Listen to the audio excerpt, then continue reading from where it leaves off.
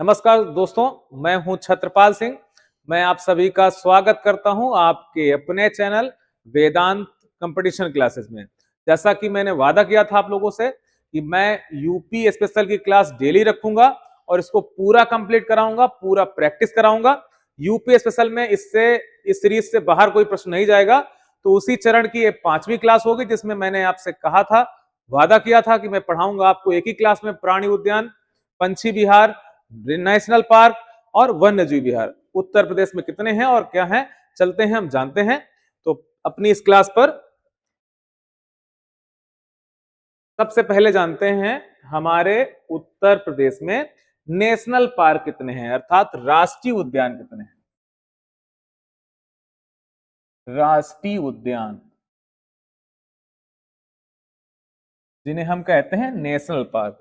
तो बात एक आती है कि जो वन्य जीव विहार है, नेशनल पार्क है, प्राणी उद्यान है, इनको हम फर्क कैसे करेंगे, जानेंगे कैसे कि किसमें क्या अंतर है। तो बच्चों अगर हम बात करें प्राणी उद्यान की बात करें तो प्राणी उद्यान हमारे यहाँ पर केवल 3 हैं अपने उत्तर प्रदेश में, एक कानपुर में, एक लखनऊ में, एक अभी नया बना है गोरखपुर में। तो प्राणी उद्यान जो होते हैं वहां पर जो रहने वाले जो जीव हैं उनके जो आवास होते हैं अर्थात रहने के स्थान जो होते हैं, घर उनका कह सकते हैं, वो प्रकृति द्वारा निर्मित ना होकर मानव निर्मित होते हैं। तो बाहर से लाए गए जीवों को वहां पर रखा जाता है। तो जहां पर बच्चों बात करें कि जीवों के जो आवास हैं वो कृत्रिम है, मानव द्वारा बनाए गए हैं, उन्हें प्राणी उद्यान कहते हैं। पंछी विहार की अगर बात करें तो वहां पर पंछियों के अलावा कोई भी अन्य प्रकार का जीव जंतु नहीं पाया जाएगा, उन्हें पंछी विहार कहते हैं। वन्य जीव विहार की बात करें तो वन्य जीव विहार में जो जीव जगत है उसके प्राकृतिक आवास होते हैं। कैसे आवास होते हैं बच्चों? प्राकृतिक आवास होते हैं। पर उन प्राकृतिक आवासों पर मानव गतिविधि हो सकती है, जैसे पशु के चारण की परमिशन मिल सकती है, सूखी हुई पेड़ों की टहनी आप बीन सकते हैं, सूखे हुए पेड़ों की लकड़ी काट कर ला सकते हैं। पर नेशनल पार्क जैसे एरिया पर आप इन सारी गतिविधियों को नहीं कर सकते हैं। तो नेशनल पार्क पर मानव गतिविधि एक भी प्रकार से नहीं कर सकते हैं और वन्य जीवों पर आप अभ्यारण्य पर या बिहार पर आप गतिविधि कर सकते हैं। प्राणी उद्यान जो होते हैं मानव निर्मित होते हैं। तो इस सीरीज पर हम चलते हैं राष्ट्रीय उद्यान। हमारे उत्तर प्रदेश में कितने राष्ट्रीय उद्यान हैं? तो हम जानते हैं हमारा जो उत्तर प्रदेश है, उत्तर प्रदेश का जो सबसे बड़ा जिला है बच्चों वो है लखीमपुर खीरी। ये है हमारा लखीमपुर खीरी। इसी लखीमपुर खीरी जिले पर एक हमारे यहाँ केवल उत्तर प्रदेश में एक ही राष्ट्रीय उद्यान है जिसका नाम है दूधवा, दूधवा नेशनल पार्क। तो दूधवा नेशनल पार्क बच्चों कहां पर है? ये है लखीमपुर खीरी में। लखीमपुर ये उत्तर प्रदेश का क्षेत्रफल में सबसे बड़ा जिला है। अगर जनसंख्या की बात करें तो प्रयागराज यूपी में सबसे बड़ा जिला है बच्चों, ये आप पढ़ ही चुके हैं आप लोग। फिर हम चलते हैं राष्ट्रीय उद्यान के अलावा हमारे उत्तर प्रदेश में हमें जानना है कि नेशनल पार्क के अलावा हमारे यहाँ हैं कुछ टाइगर रिजर्व सेंटर, बाघ संरक्षण केंद्र। तो बाघ संरक्षण केंद्र कितने हैं उत्तर प्रदेश में, या टाइगर रिजर्व सेंटर कितने हैं? तो एक है टाइगर प्रोजेक्ट, बच्चों जान लेते हैं टाइगर प्रोजेक्ट। प्रश्न आएगा कि टाइगर प्रोजेक्ट भारत में कब शुरू किया गया? तो 1973 में टाइगर प्रोजेक्ट शुरू किया गया।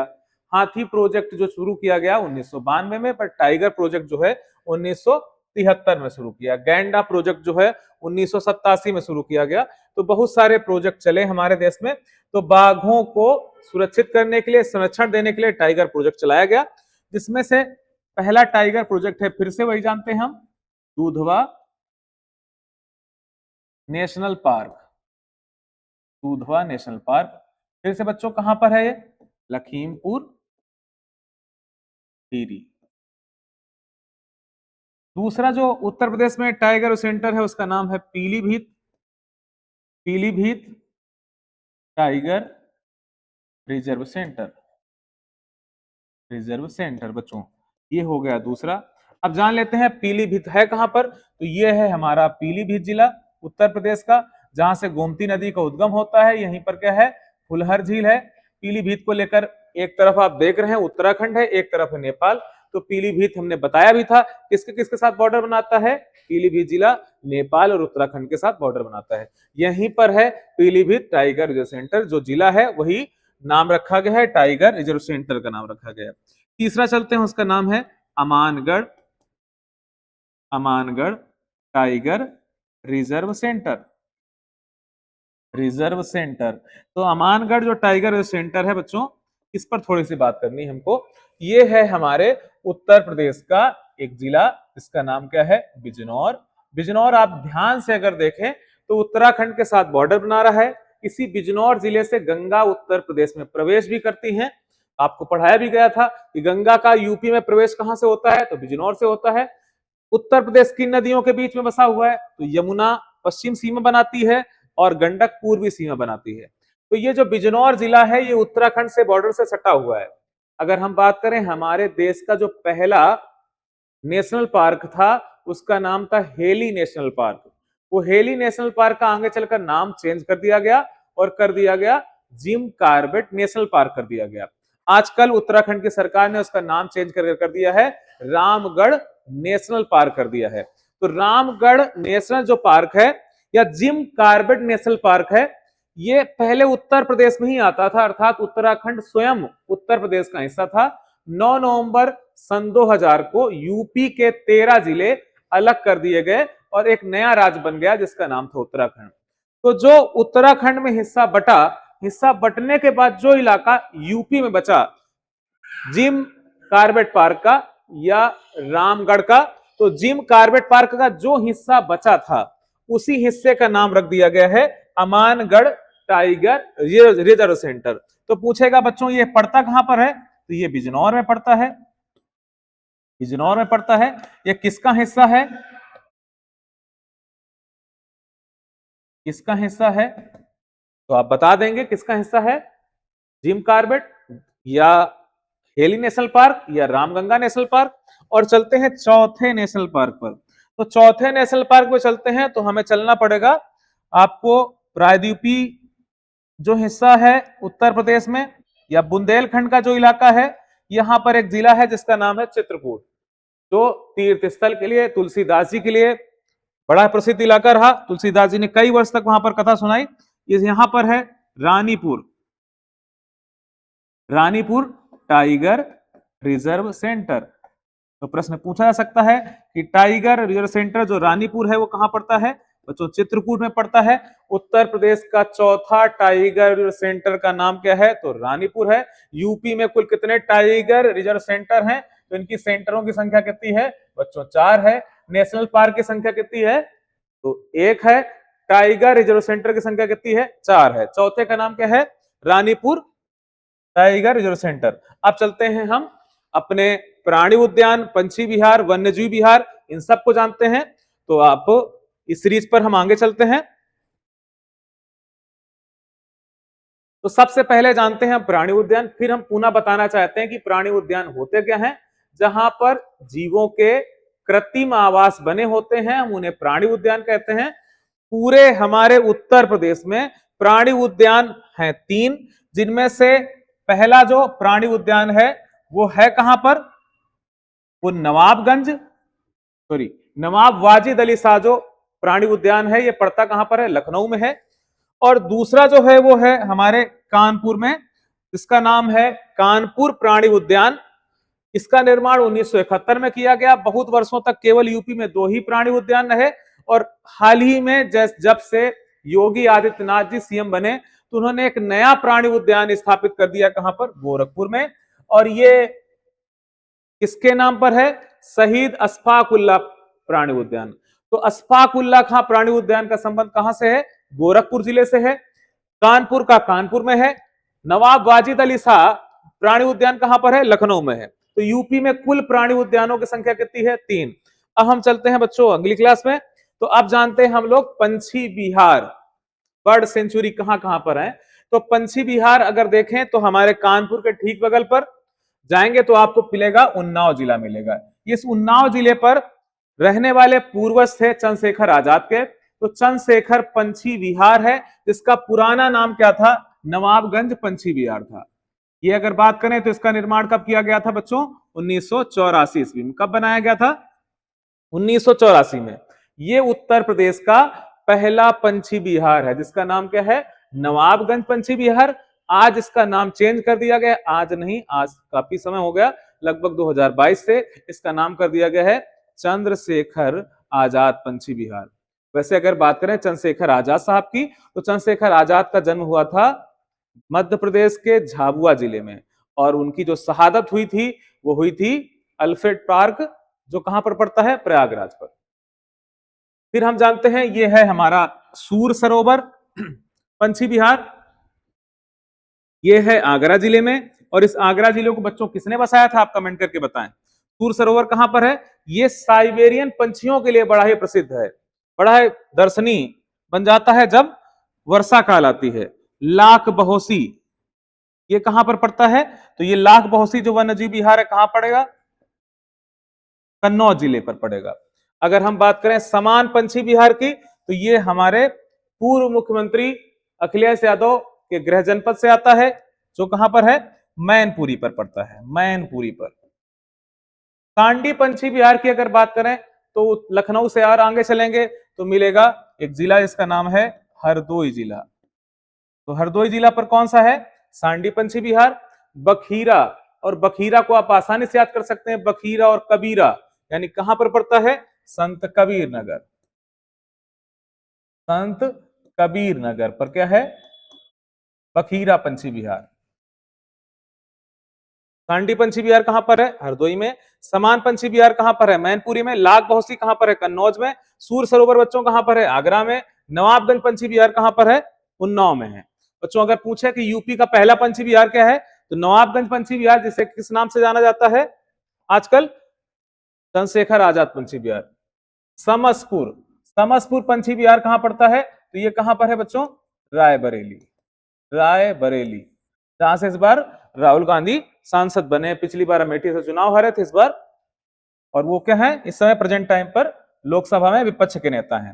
पार्वती अरण्य या पार्वती अर्गा पंछी विहार कहां पड़ता है? तो एक बड़े ही प्रभावशाली नेता वहां से आते हैं, ब्रजभूषण सिंह आते हैं, जिनका बड़ा ही कथन प्रसिद्ध है, दबदबा था दबदबा है दबदबा बना रहेगा। तो ये कहां पर है? गोंडा जिले पर है, गोंडा।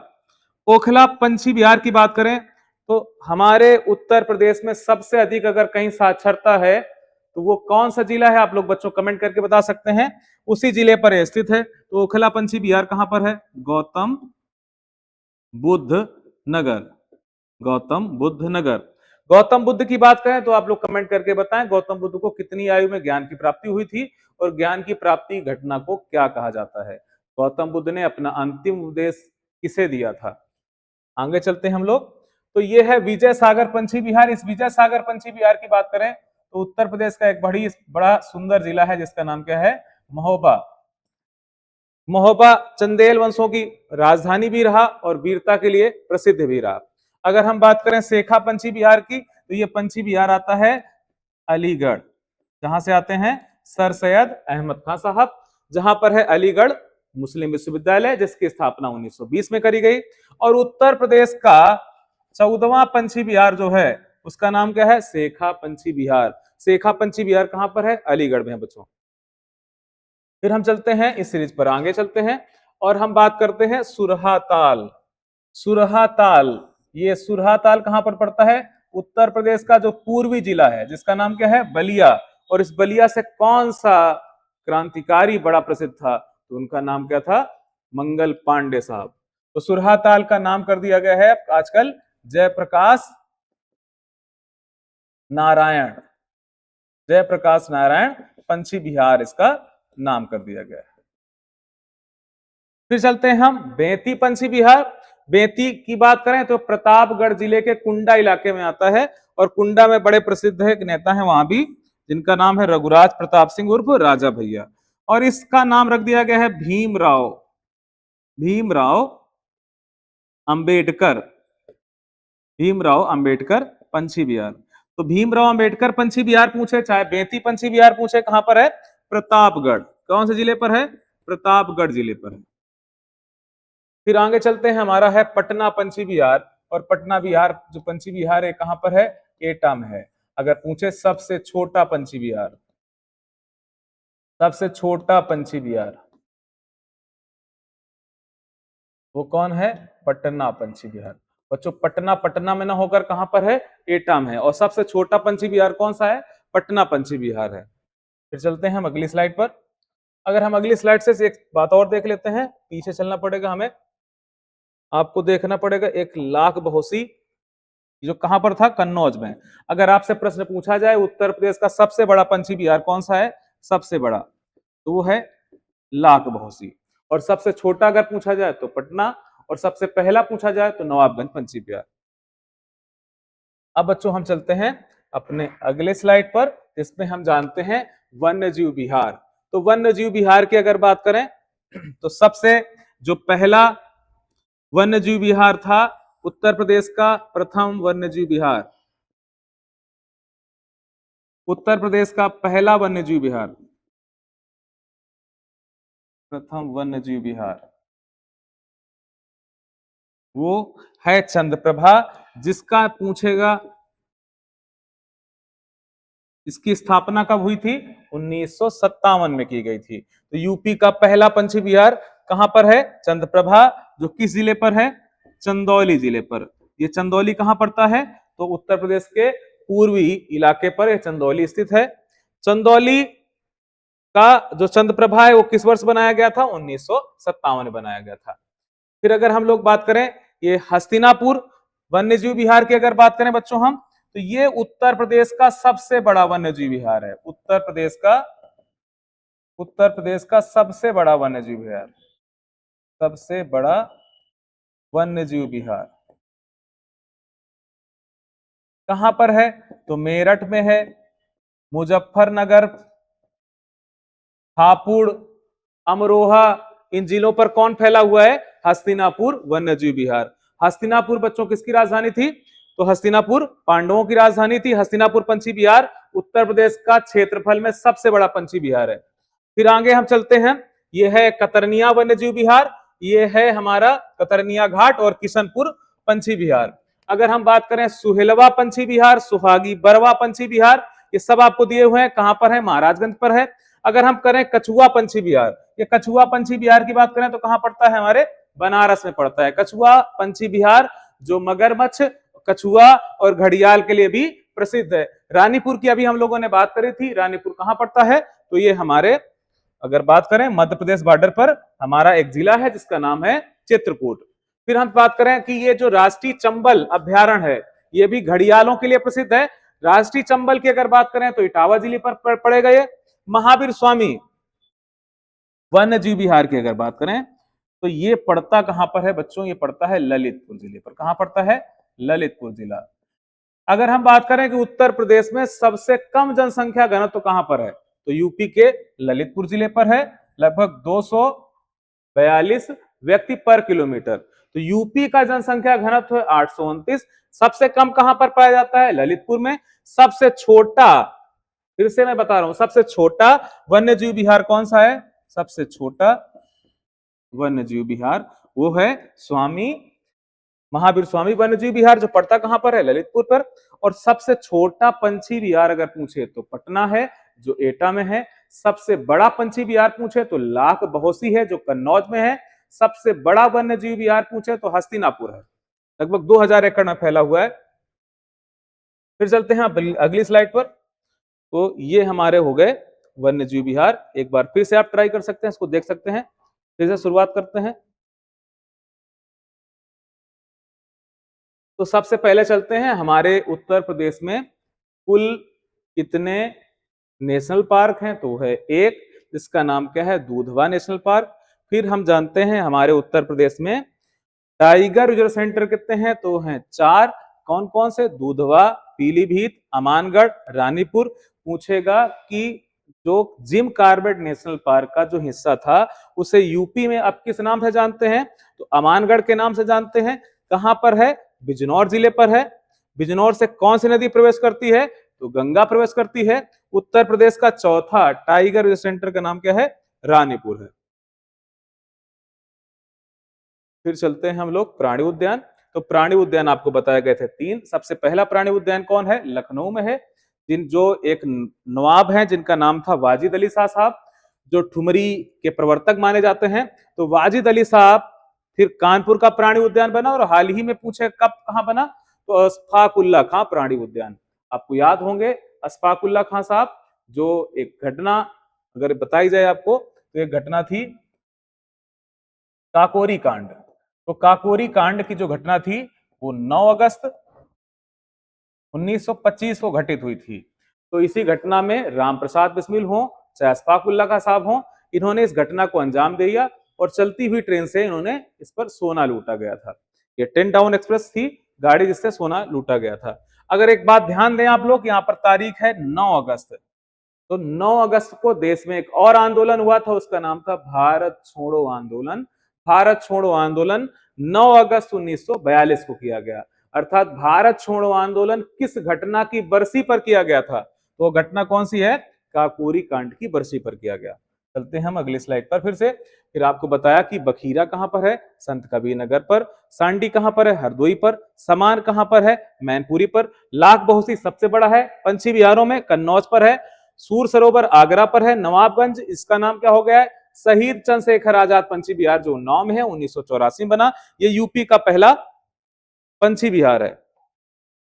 सेखा यूपी का आखिरी पंछी विहार है, जो कहां पर है? अलीगढ़ पर है।